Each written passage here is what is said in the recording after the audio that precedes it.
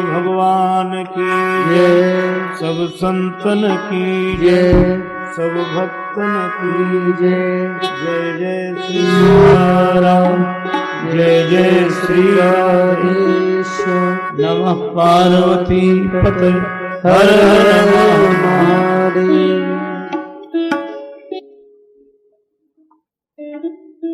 भगवान की अनुग्रह विग्रह पूज्य चरण श्रद्धे संत जन वंदनीय विद्वजन श्री सीताराम कथा रस रसिक श्रद्धालु श्रोता बंधुओं, श्रद्धामयी माताओं, भगवत भाव से आप सभी के प्रति श्रद्धा पूर्वक सादर प्रणाम।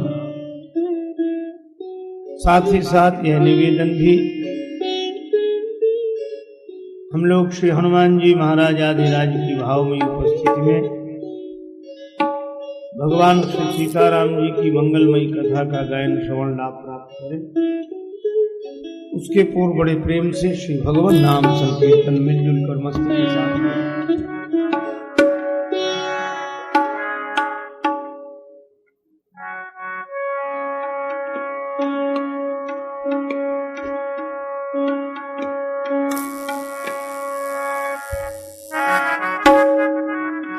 सीता राम राम राम सीता,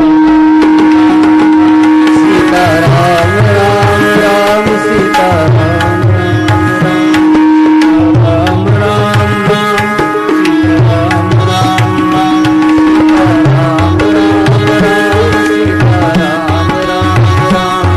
सीता राम सीता राम, सीता राम सीता राम, सीता राम, सीता राम, सीता राम, सीता राम, सीता राम राम राम, सीता राम राम राम, सीता राम राम राम, सीता राम राम राम, सीता राम राम राम, सीता राम राम राम, सीता राम राम राम, सीता राम सीता राम, सीता राम सीता राम, सीता राम, सीता राम, सीता राम, सीता राम, सीता राम सीता राम, सीता राम सीता राम, सीता राम, सीता राम, सीता राम, सीता राम, सीता राम राम राम, सीता राम राम राम, सीता राम राम राम, सीता राम राम राम। जय सिया राम, जय सिया राम, जय सिया राम, जय सिया राम, जय हनुमान, जय हनुमान, जय हनुमान, जय हनुमान, संकट मोचन कृपा निधान, संकट मोचन कृपा निधान। राम राम राम, सीता राम राम राम, सीता राम राम राम, सीता राम राम राम, सीता राम राम राम, सीता राम राम राम, सीता राम राम राम, सीता राम राम राम। मंगल भवन मंगलहारी, मंगल मंगलहारी, दशरथ अजिर बिहारी, दशरथ अजिर बिहारी। राम राम राम, सीता राम राम राम, सीता राम राम राम, सीता राम राम राम, सीता राम राम राम, सीता राम राम राम, सीता राम राम राम, सीता राम राम राम, सीता राम सीता राम, सीता राम सीता राम, सीता राम, सीता राम, सीता राम, सीता राम राम राम, सीता राम राम राम, सीता राम राम राम, सीता राम राम राम, सीता राम राम राम, सीता राम राम राम, सीता राम राम राम, सीता राम राम राम, सीता राम सीता राम, सीता राम सीता राम, सीता राम, सीता राम, सीता राम, सीता राम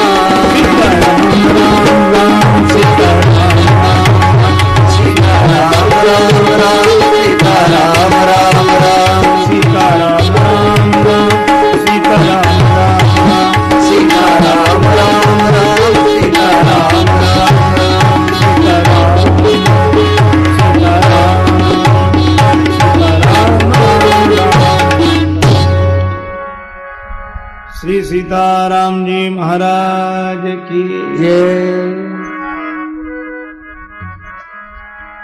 श्री हनुमान जी महाराज की जय। रचि राम चरित्र के हार सदा, जग को उपहार दे तुलसी। हर ही भरे हरि के शुभ भाव, उभाव सवे रितये तुलसी। जग के इस पार के जीवन को, करके उस पार गए तुलसी। तुलसी पे भये बलिहार प्रभु, प्रभु पे बलिहार भये तुलसी।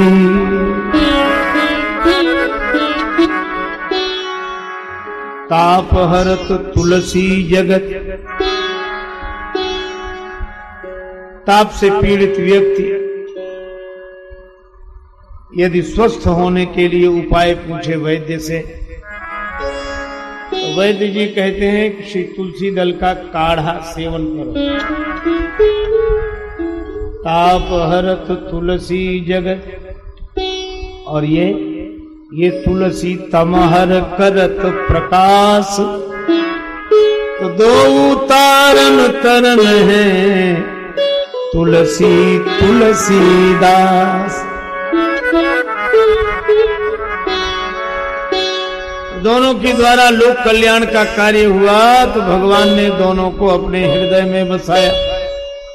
लेकिन एक अंतर, तुलसी तुलसी दुहन को है हरि ही निवास।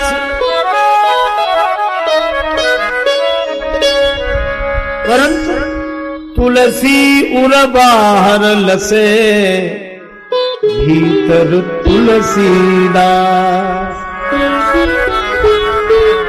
श्री तुलसीदास जी महाराज की जय। आगे चले बहुरे रघुराय, आगे चले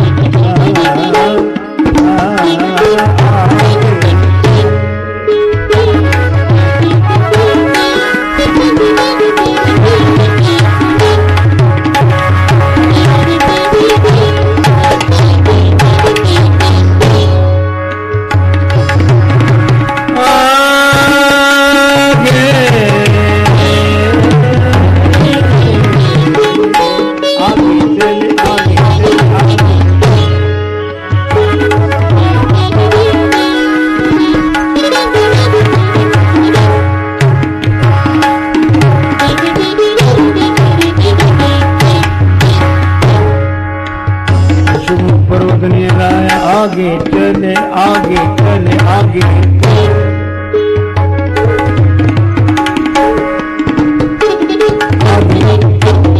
आगे चले चले चले चले। भगवान श्री राघवेंद्र की ललित लीलाओं का वर्णन करते हुए किष्किंधा कांड के आरंभ में श्री तुलसीदास जी महाराज लिखते हैं कि भगवान आगे चले, भक्त से मिलने के लिए आगे चले। भक्त से मिलने के लिए तो भगवान आगे चले, पर आज की कथा में श्री जानकी माता भक्ति स्वरूपा है, तो भक्त से मिलने के लिए तो आगे चले। और आज भक्ति से मिलने के लिए हनुमान जी के हृदय में आगे बैठकर चले। चले वो हरस ही धरि रघुनाथा। अच्छा, आप कहेंगे हनुमान जी चले कि भगवान चले? श्री हनुमान जी को कहा गया जिम अमोघ रघुपति कर बाना, यही भांति चले वो हनुमाना। श्री हनुमान जी महाराज बाण की तरह चले। अच्छा, बाण तो चलते हुए हम लोगों ने देखे, पढ़े तो हैं ही, पर जहां श्री रामलीला का दर्शन करते, इस मंच पर रात्रि को लोग आते हैं, बहुत सुंदर श्री रामलीला का दर्शन होता है। भगवान श्री राम की ललित लीला का मंचन इसी मंच से होता है। बड़े अद्भुत भगवत कृपा प्राप्त कलाकार, बहुत सुंदर ढंग से लीला दर्शन, सभी लोग आते हैं, मुझे भी अवसर मिलता है तो मैं आता हूं। तो राम जी की लीला में आपने बाण चलते हुए देखे होंगे, लेकिन एक बात बताओ, बाण चलते हुए तो देखे, पर बाण के चरण देखे? बाण के पांव तो होता नहीं, पर चलता है। ऐसे तो कई चीजें बिना पांव के चलती। किसी के घर जाओ, वह स्वागत सत्कार के भाव में औपचारिकता बस पूछता ही है क्या चलेगा। कभी कभी लोग पूछते ठंडा चलेगा कि गर्म चलेगा। एक बार एक मेहमान किसी के घर गया तो गृह स्वामी ने पूछा कि दूध चलेगा कि चाय। मेहमान भी बड़ा विचित्र था, बोला जब तक चाय बने तब तक दूध ले आओ। उसको दोनों ही चलेगा। कई बार लोग कहते हैं अभी क्या हो रहा है, चाय चल रही है, जलपान चल रहा है। तो इनके भी पांव तो होते नहीं, पर भी चलते हैं। इसका अर्थ क्या है कि जो बिना पांव के चलते हैं उनकी गति किसी के हाथ में होती है। गति तो उनकी होती है।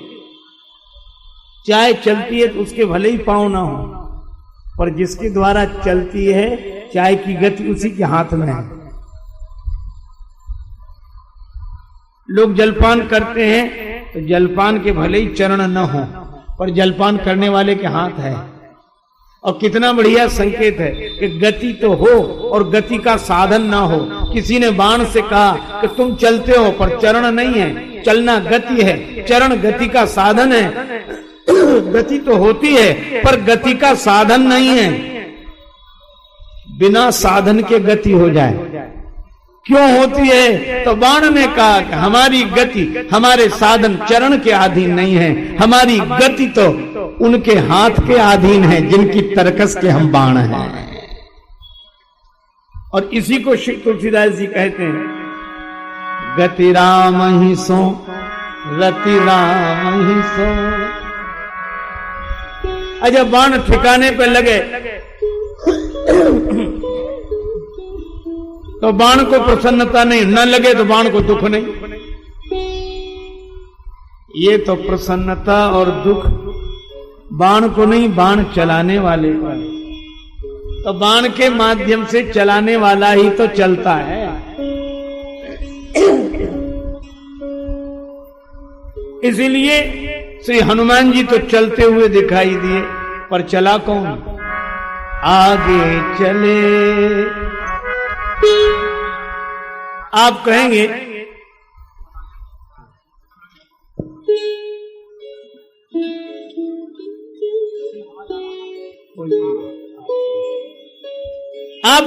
कि अगर राम जी चलकर गए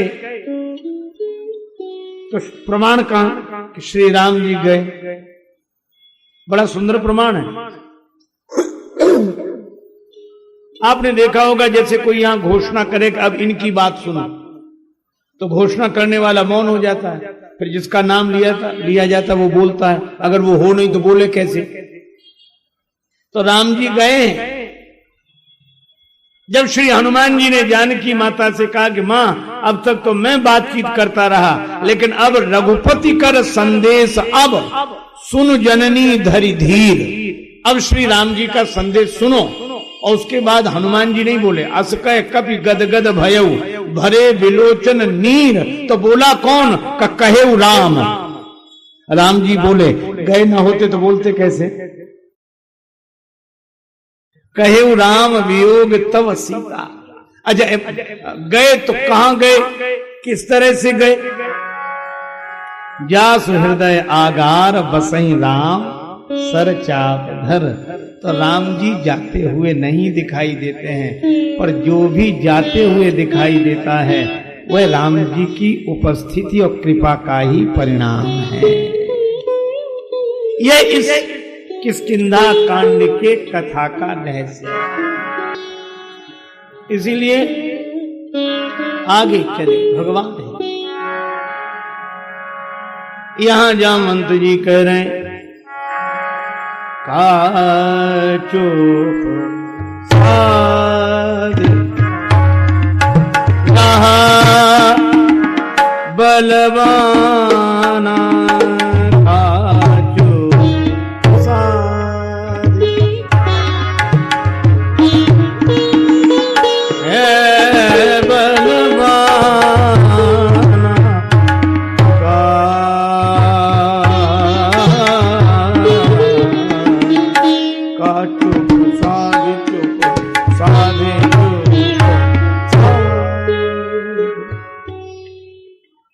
इन पंक्तियों पर ध्यान दें। श्री जामवंत जी ने कहा कि हनुमान जी आप बलवान होकर चुपचाप बैठे, आप बलवान हैं। श्री हनुमान जी नहीं बोले, क्योंकि अगर कोई ना बोल रहा हो तो थोड़ी प्रशंसा कर दो तो बोलने लगता है, पर हनुमान जी नहीं बोले। श्री जामवंत जी ने सोचा कि शायद प्रशंसा कम हुई है। अब दूसरी बात कहते हैं जामवंत जी, पवन तनय बल पवन समाना। आप पवन के पुत्र हैं और पवन की तरह ही आप बलवान हैं। आशय क्या है? जब बलवान कहा तो मानो देह का यश गाया, बलवान कहा तो देह की प्रशंसा की, और जब यह कहा कि आप पवन के पुत्र हैं, पवन की तरह बलवान हैं, तो अब देह की नहीं गेह की प्रशंसा की। पवन के पुत्र, तो पहले कहा कि आप बलवान हैं, बलवान कहने से देह की प्रशंसा है, और पवन के पुत्र हैं, पवन की तरह बलवान हैं, ये कहने से गेह की प्रशंसा है। और व्यक्ति दो से जुड़ा हुआ रहता है, देह से अहमता के भाव से जुड़ा रहता है और गेह से ममता के भाव से जुड़ा रहता है। पर हनुमान जी को कोई फर्क नहीं पड़ा, बोले ही नहीं। क्यों नहीं बोले? आप इसको एक उदाहरण से हृदयंगम कर सकते हैं इस भाव को। मान लो किसी भवन में 4 कमरे हों और आपका कोई चिर परिचित व्यक्ति उन 4 कमरों में से किसी एक कमरे में सो रहा हो, और उसे अगर जगाना हो तो कुंडी खटखटाएंगे, तो 4 कमरों में से किसी एक कमरे में है वो, अब ये पता नहीं किस कमरे में है, तो आप सबकी कुंडी खटखटाते हैं, पर जिस कमरे में वो सोया हुआ होगा उसी कमरे में तो जागेगा। श्री हनुमान जी क्यों नहीं जाग रहे? इसलिए श्री जामवंत जी ने पहले श्री हनुमान जी के देह भाव के कमरे की कुंडी खटखटाई,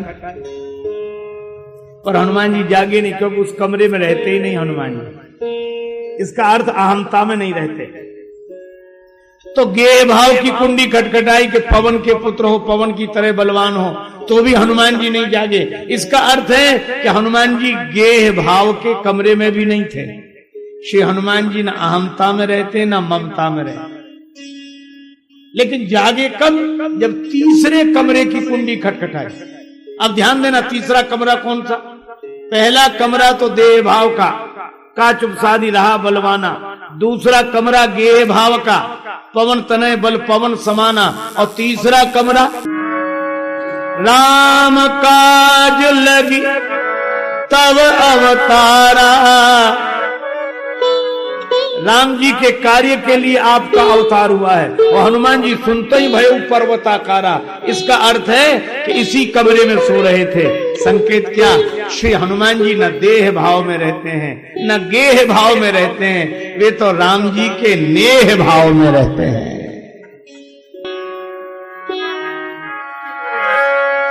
राम काज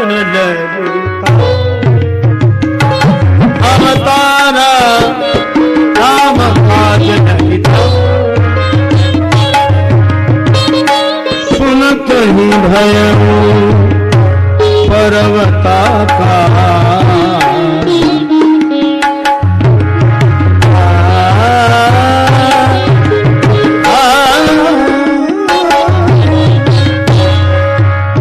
राम काज लगे तो काज लगे तो काज लगे। श्री राम कार्य के लिए, राम काज के लिए आपका अवतार हुआ है। यह सुनते ही श्री हनुमान जी पर्वताकार रूप में प्रकट हो गए। स्वर्ण शैलाभ देहम, अब तो हनुमान जी गर्जना करने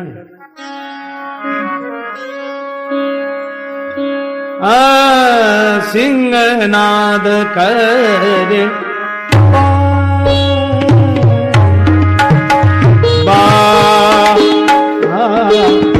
नाद करे हर ही बार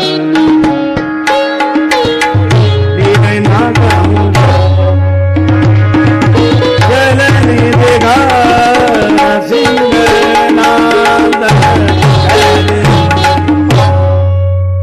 श्री हनुमान जी ने बार बार गर्जना की। लीलई नागऊ जल निधि खारा। श्री हनुमान जी बार बार गर्जना करते हैं और हनुमान जी की गर्जना अद्भुत संकेत है। श्री हनुमान जी बोले ये समुद्र लांग जाना तो मेरी लीला है। अच्छा, आज हम लोग बड़े मनोयोग पूर्वक एक बात पर विचार करें। एक सज्जन कह रहे थे कि श्री हनुमान जी की गर्जना से कभी कभी तो ऐसा कार्य हो जाता है जो उचित प्रतीत नहीं होता। श्री तुलसीदास जी ने यह क्यों लिखा? लेकिन अगर इस मर्म पर विचार करेंगे तो बहुत महत्वपूर्ण बात कही गई, बहुत महत्वपूर्ण। श्री हनुमान जी ने ऐसा किया नहीं है। अच्छा, बादल गरजे, बादल की गर्जना हो और कोई व्यक्ति भाग कर अपने घर में घुसे डर के मारे और पांव फिसल जाए, गिर जाए, उसका हाथ टूट जाए, तो क्या बादल ने तोड़ दिया हाथ? वह तो गर्जन। अब उस गर्जन के परिणाम से कोई गिर जाए तो यह बादल का उद्देश्य नहीं है, ना वो कार्य, ना उसे उसका फल मिलेगा, ये उसका कर्म नहीं है। इसलिए आप इस पंक्ति को जब पढ़ें तो ऐसा ना सोचें कि श्री हनुमान जी ने ऐसा किया, पर ऐसा हो गया। अच्छा, यह तो एक सामान्य घटना की बात। अब इसके मर्म पर थोड़ा विचार करें। श्री हनुमान जी की गर्जना से तो गर्भ श्रवण सुनि निश्चर नारी। मुझे तो लगता है कि श्री तुलसीदास जी महाराज ने भगवान की प्रेरणा से रावण को, लंका वासियों को जवाब दिलाया है। रावण जब गरजता था, चलत दशानन डोलत अवनी, गरजत गर्भ श्रवई सुर रवनी। रावण गरजता तो देवांगनाओं के गर्भ गिर जाते। देवता बड़े दुखी थे। तो महाराज इसकी समस्या का समाधान तो करो। भगवान बोले चिंता मत करो, देवता दुखी हैं तो देव की समस्या का समाधान तो महादेव करेंगे। और महादेव शंकर भगवान और शंकर स्वयं केसरी नंदन, शंकर जी ही श्री हनुमान जी के रूप में आए। तो राक्षस गर्जा तो देवांगनाओं के गर्भ गिरे, और महादेव स्वरूप महावीर जी की गर्जना से राक्षसियों के गर्भ गिरे। अब जैसे हम लोग इन शब्दों को सुनते हैं तो तुरंत हमारी दृष्टि स्थूल काया की और उस घटना की कल्पना कर लेती है, पर तुलसीदास जी कुछ विशेष बात कहना चाहते हैं। क्या? ये देवता और दानव, इनको शारीरिक दृष्टि से मत देखिए, इनको वृत्ति के रूप में देखिए। श्री तुलसीदास जी ने कहा, सदगुण सुरगण अम्ब अदिति सी, ये सदगुण ही देवता हैं और दुर्गुण ही राक्षस हैं। चलो ये बात न लगे तो ऐसे समझ लो, अच्छे आदमी ही देवता है और बुरे आदमी ही दानव है। अच्छा, दोनों के द्वारा कुछ न कुछ पैदा होता है। का देवता अपनी बुद्धि का साथ करके, इसकी बुद्धि, देवता रूपी पति की पत्नी रूपी बुद्धि जब गर्भवती होती है तो पुण्य को जन्म देती है, और दानव रूपी व्यक्ति की बुद्धि जब गर्भवती होती है तो पाप को जन्म देती है। सज्जन के द्वारा सत्कर्म का जन्म होगा और दुर्जन के द्वारा पाप का जन्म होगा, पर रावण की गर्जना होने वाले पुण्य को नष्ट कर देती है और हनुमान जी की गर्जना आगे होने वाले पाप को नष्ट कर देती है। इस दृष्टि से आप देखिए, हमारे आपके जीवन में अगर हनुमान जी की गर्जना हो जाए, और इसीलिए पुण्य को मिटा देने वाले रावण भी हनुमान जी की गर्जना सुनकर हाथ सुनत दस कंध के भय बंधन ढीले, और ऐसे बजरंग बली ने आज हाथ लगाई, लीलहि नागऊ जल निधि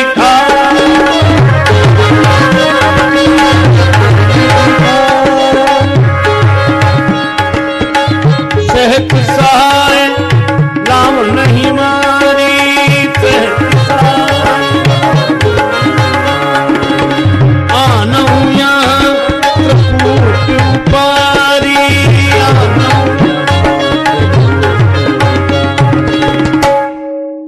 हनुमान जी बार बार गर्जना करते हुए कहते हैं, समुद्र लांग जाऊं यह तो मेरी लीला है, लीला ही नागों जल ने दिखा रहा। और हनुमान जी जो बोले तो फिर बोलते ही गए, चुप नहीं हुए। उन्होंने कहा, कहो तो रावण को पूरे दल के साथ समाप्त कर दूं, सहत सहाय रावण नहीं मारी, रावण को पूरे दल के साथ साफ कर दो। क्योंकि हनुमान जी जो भी काम करते हैं थोक में करते हैं, उठकर मैंने इकट्ठे ही। और कितना बढ़िया संकेत है कि रावण को सहायकों के सहित समाप्त कर दूं। श्री हनुमान जी की कृपा जिस पर होती है उसके जीवन में पाप ताप संताप सब नष्ट हो जाते हैं। फिर उनको लगा नहीं, रावण को तो श्री राम जी मारे, श्री राम जी का अवतार रावण वध के लिए हुआ है। तो श्री हनुमान जी ने कहा कि बेकार श्री राम जी को